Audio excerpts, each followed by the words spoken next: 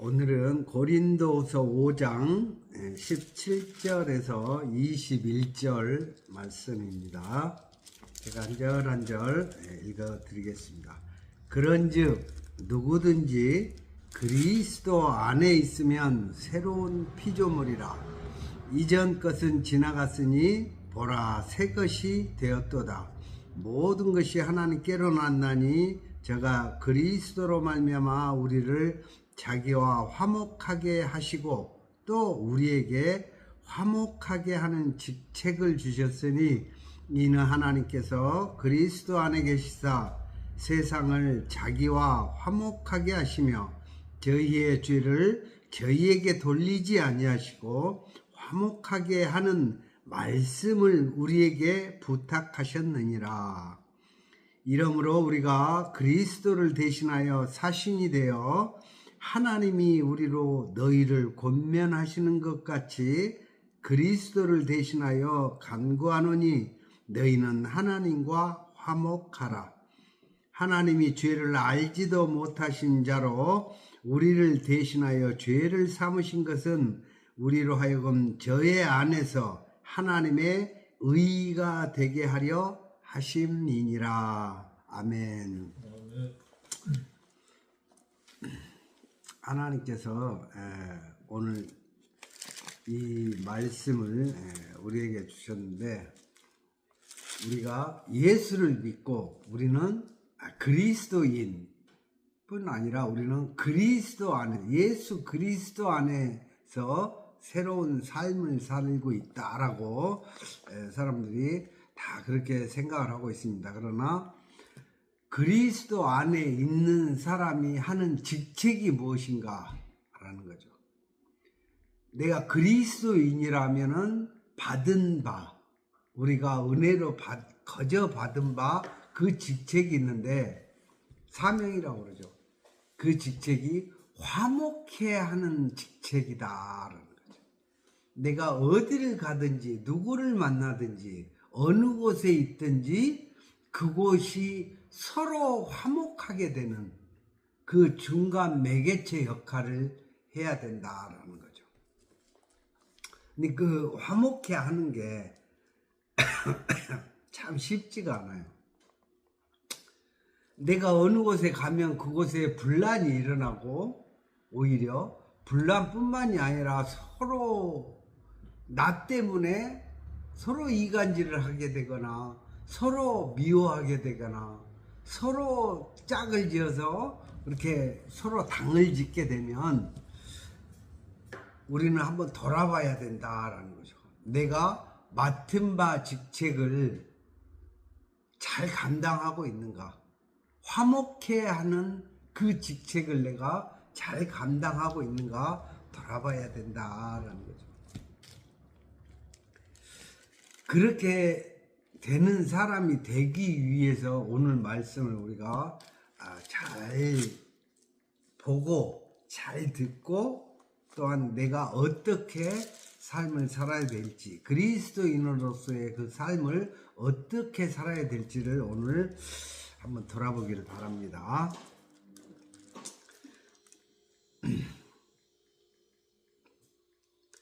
17절 말씀에 그런즉 누구든지 그리스도 안에 있으면 새로운 피조물이라.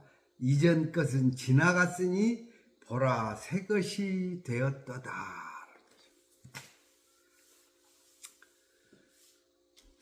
오늘 이 말씀은 누구든지예요. 그리스도 안에 있으면 누구든지, 이유막론하고 내가 예수를 믿고 하나님을 섬기는 자라고 한다면 그리스도 안에 있는 것이고, 또한 새로운 피조물이다 라는 사실을 꼭 잊지 말아야 돼요. 우리는 새로운 피조물이에요. 예수 그리스도로 말미암아 이전 것, 곧 옛 죄와 허물은 다 예수님의 십자가의 보혈로 다 씻음을 받았다라는 이것을 믿고 나는 새로운 피조물이다라는 거죠. 자, 새로운 피조물이라고 하는 것은 뭡니까? 피조물 이전의 삶이 있었다는 거예요. 예수 그리스도 안에서의 이전의 삶은 어떠했는가? 곧 뭐냐? 미워하고 시기하고 질투하고 당짓고 이런 모든 것들을 했던 것들이 이전의 삶이라는 거예요. 내가 예수 그리스도와 십자가에 합하여 함께 장사되고 다시 예수님이 사심으로 인하여서 내가 다시 부활에 참여한 새 생명에 참여한 그리스도인이라면 새로운 피조물이라는 것을 마음에 딱 새겨야 돼. 그래, 옛것은 다 죽었다라는 거예요. 그래서 내가 다시 태어났고 새 것이 되었다라는 거예요. 어디 안에서? 하나님 안에서, 그리스도 예수 안에서 나는 새로운 피조물이다라는 거죠. 그래서 그 새롭게 태어난 새 것이 된 그리스도인은 18절에 모든 것이 하나님께로 났나니 저가 그리스도로 말미암아 우리를 자기와 화목하게 하시고, 우리가 하나님과는 그전에는 죄와 사망의 법 가운데서 우리가 하나님과 원수되었던 자들이었단 말이에요. 그런데 예수님이 십자가에서 죽으심으로 말미암아 죄 피와 물을 다 쏟으시고 가시 멸구를 쓰시고 옆구리에 창을 찔림으로 손과 발에 못이 박히면서 피와 물을 다 쏟으신 거예요.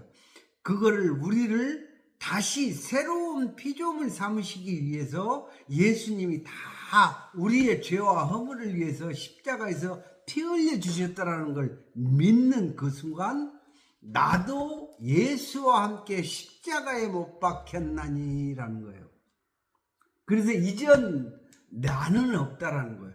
이전에 내가 그렇게 미워하고 시기하고 질투하고 나만 가면 불화가 생기고 내가 있는 그곳에는 싸움이 일어나고 하는 거면은 누구를 탓해야 되는 거니? 남이 아니라는 거. 내가 그리스도인의 삶을 잘못 살고 있다는 거예요. 내가 가는 곳에 정말 불화가 있던 것이 서로 화목하게 되고 서로 화평하게 되고 이런 일들이 일어나야 되는데 이상하게 나만 가면은 입술에서 막 미워하는 말, 시기하는 말, 또한 나의 옛것을 자랑하는 말, 내가 왕년에 어땠는지 알아 하면서 옛것을 자랑하고 옛것을 드러내어서 정말 가난하고 아프고 슬프고 이런 분들에게 오히려 질투를 유발시키는 그런 삶을 살게 된다면 아직 나는 그리스도 안에 없다는 거예요.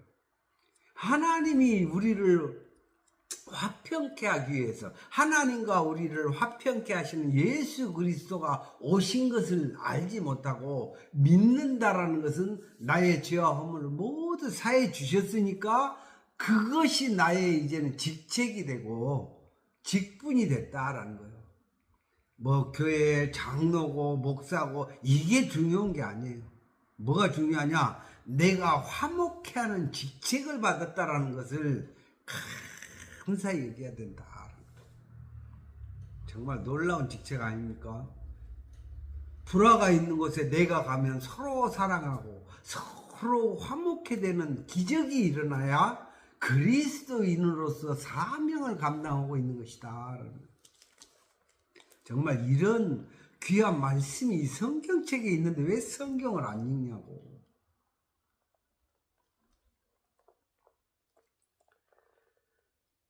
화목하게 하시고 또 우리에게 화목하게 하는 직책을 주셨으니라는 거예요.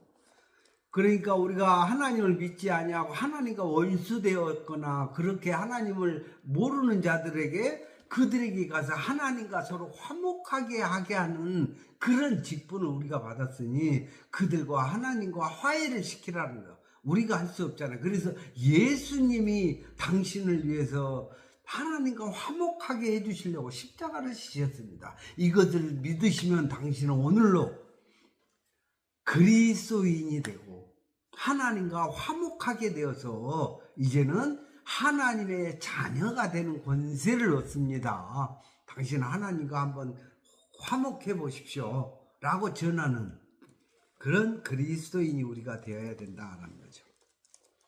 19절에 보니까 이는 하나님께서 그리스도 안에 계시사 세상을 자기와 화목하게 하시며 저희의 죄를 저희에게 돌리지 아니하시고 화목하게 하는 말씀을 우리에게 부탁하셨느니라.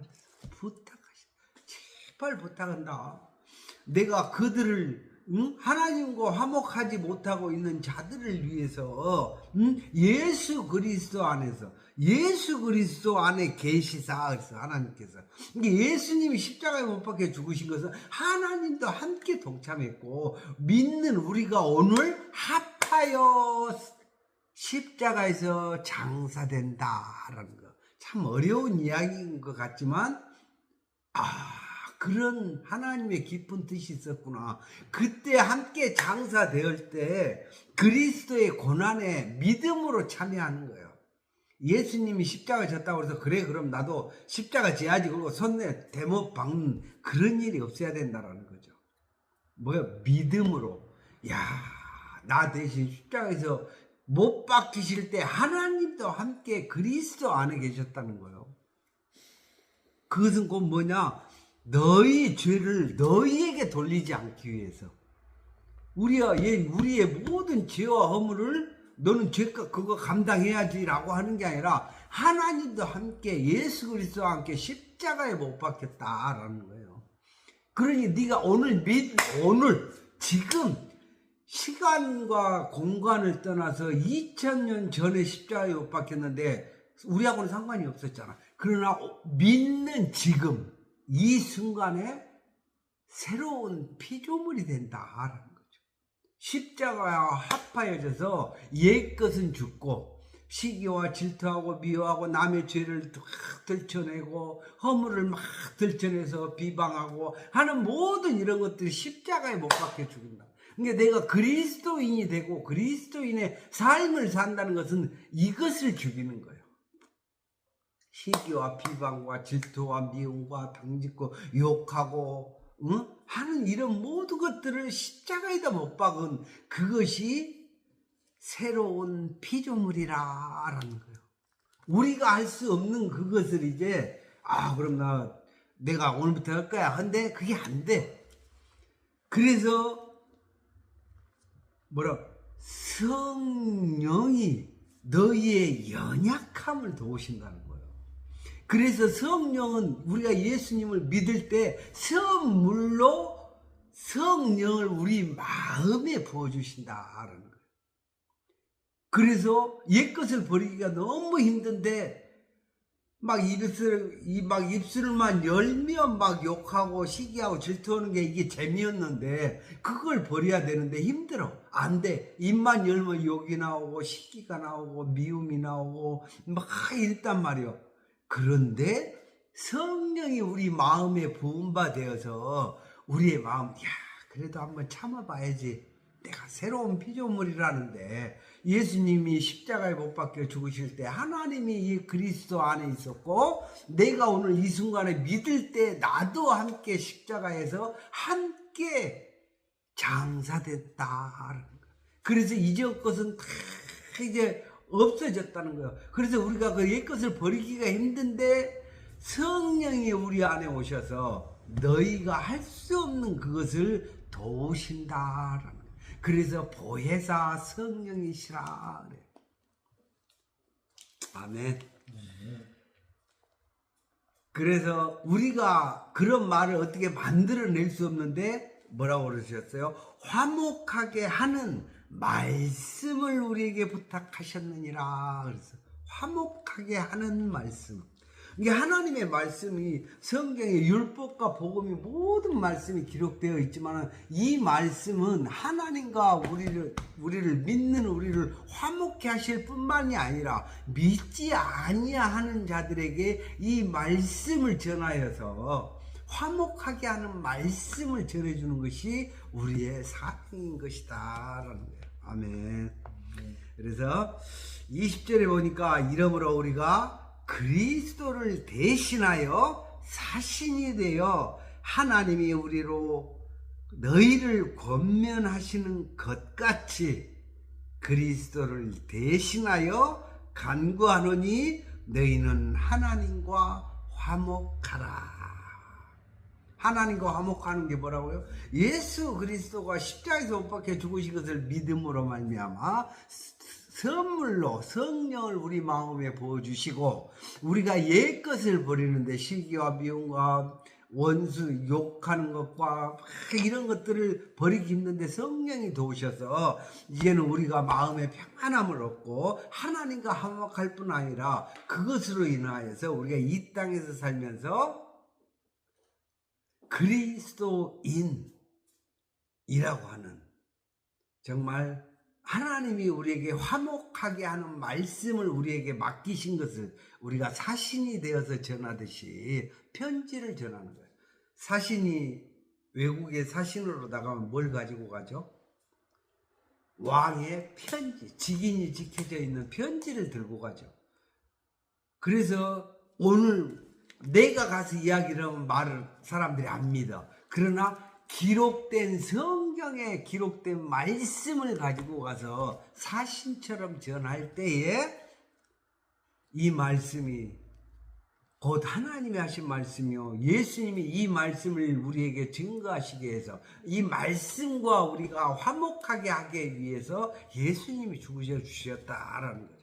그래서 권면하심을 우리가 받는다면 우리가 또한 대신하여 그들에게 권면한다라는 거죠. 이러기를 하나님이 원하신다라는 거죠. 21절에 하나님이 죄를 알지도 못하신 자로 우리를 대신하여 죄를 삼으신 것은 우리로 하여금 저의 안에서 하나님의 의가 되게 하려 하심이니라. 아멘. 하나님의 의라는 것은 어떤 것이냐면요, 원래 불의했던 나를 예수 십자가에서 흘리신 그 보혈의 은혜로 말미암아서 믿는 우리를 죄 없다 하실 뿐 아니라 오히려 죄를 따지는 게 아니라 우리를 그리스도 안에서 의롭다 하려 하십니다 라는 거죠. 우리를 의롭다 하려 하심이 곧 하나님의 의다라는 거죠. 정의라고 그러죠. 하나님의 정의를 내리는 거예요. 이 고린도후서 6장 말씀이. 모든 인류에 하나님을 알지 못하고 그런 사람들은 우리가 그들에게 본이 되는데 본이 어떤 거라고요? 옛것을 버리고, 옛것이 뭡니까? 이 입술에서 저주의 말이 끊어지지 아니하는 거. 누가 죄를 짓면 그 죄를 정죄하는 정죄하는 이것. 뭐라고 써요? 하나님도 우리를 죄를 우리에게 돌리지 않기 위해서 그 아들 예수 그리스도를 십자가에 내어주시고 하나님도 그 그리스도 안에 계셨다고 그러잖아요. 함께 아파하면서 우리가 그것을 믿고 십자가에서 함께 그 고난에 우리는 하나님께 영광을 돌리고 감사함으로 또한 믿지 않은 자들에게 우리가 전하여야 될 사신과 같은 마음을 가지면 그 사람이 곧 하나님의 의가 된다라는 거죠. 그 하나님의 의를 높이기 위하여서 우리가 말씀을 들고 사신이 되어서 많은 믿지 아니하는 사람들을 보거나 하나님과 원수되었던 자들을 보면은 우리가 권면하자. 그랬을 때 하나님께서는 그 일을 하나님께 하는 그 일을 하는 자들 하나님께 은혜를 헛되이 받지 않는 자다라고 너는 하나님의 의라라고 칭하실 줄 믿습니다. 아멘. 자, 6장 1절에 이어서 잠깐 보면은요, 우리가 하나님과 함께 일하는 자로서 너희를 권하노니 하나님의 은혜를 헛되이 받지 말라. 2절에 가라사대 내가 은혜 베풀 때에 너를 듣고 구원의 날에 너를 도왔다 하셨으니 보라 지금은 은혜 받을 만한 때요. 보라 지금은 구원의 날이로다. 아멘. 아멘. 오늘 믿는 이 말씀을 듣고 들으면 입술로 마음으로 믿어 입술로 시인하여 예수 그리스도를 이제는 나의 구주 삼겠습니다라고 마음에 확정을 하는 순간 어느 곳에서든지 교회뿐이 아니에요. 산속에서라도 이 메시지를 듣거든 아멘하여. 아멘이라고 하는 것은 뭐예요? 그 말에 동의합니다. 하나님의 말씀에 전하여 준 그 소식에 저도 마음을 공감합니다. 동의합니다. 함께 하겠습니다. 라는 말을 줄여서 아멘 하는 거 얼마나 간단해요.